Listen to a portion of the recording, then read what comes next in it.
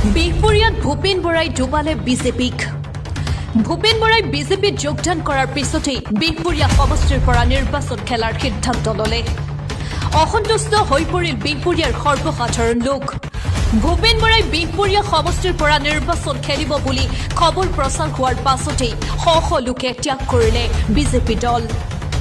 কিয়নো পূৰ্বে ভূপেন বৰাই বিহপুৰীয়া সমষ্টিত কৰা উন্নয়নৰ ফোপোলা স্বৰূপ সকলোৱে দেখিবলৈ পাইছিল আৰু বিদায় দিছিল ভূপেন বৰাক। কোনো কাৰণতেই ভূপেন বৰা বিহপুৰীয়া সমষ্টিত সোমোৱাটো বিচৰা নাই।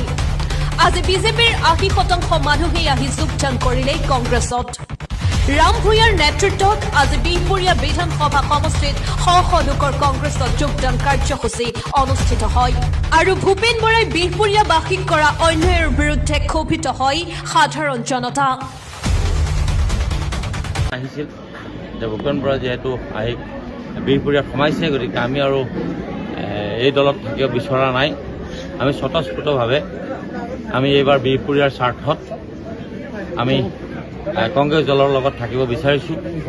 তাৰ পাছত আমি তাৎক্ষণিকভাৱে আমি সৰ্বপ্ৰথমে নাৰায়ণপুৰ ৰাজীৱ ভৱনতে আমি এইটো অনুষ্ঠান কৰিব লগা হ'ল।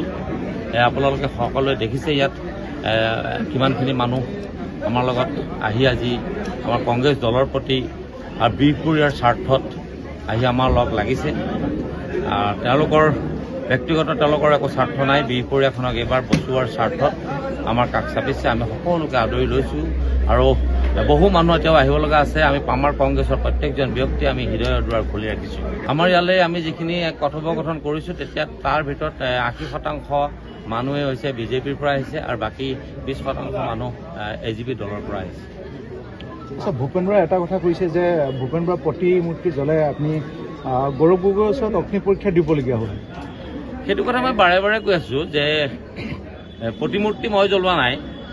প্ৰতিমূৰ্তি লখিমপুৰ জিলা কংগ্ৰেছ, নাৰায়ণপুৰ বিহপুৰীয়া ব্লক কংগ্ৰেছ আৰু ২১টা মণ্ডল কংগ্ৰেছৰ এটা সিদ্ধান্তৰ মৰ্মে মনৰ ক্ষোভটো কেনেধৰণে প্ৰকাশ কৰিম, আমাৰ ইমানেই বেছি ক্ষোভ আছে, এই ক্ষোভটো আমি কিমানটো লেভেলত প্ৰকাশ কৰিম সেইটো এটা সিদ্ধান্ত লৈ পেলাই সেই কাৰ্যসূচী কৰিছে।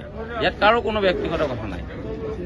দলৰ সিদ্ধান্ত আমি অতীজৰ পৰা মানি আহিছোঁ আৰু আগলৈকো আমি মানি যাবই লাগিব। এইটো কথা প্ৰতিপূৰ্ণ কৰিব বিচাৰিছে যে গৌৰৱ গগৈৰ ওচৰত কংগ্ৰেছে বা বিহপুৰীয়া আৰু নাৰায়ণপুৰ কংগ্ৰেছে অগ্নি পৰীক্ষা দিবলগীয়া হৈছে।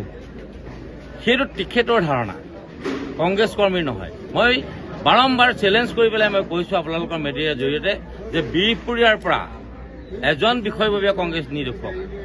আৰু তাৰ পাছত তেখেতে কি কৈছে সেইটো আমাৰ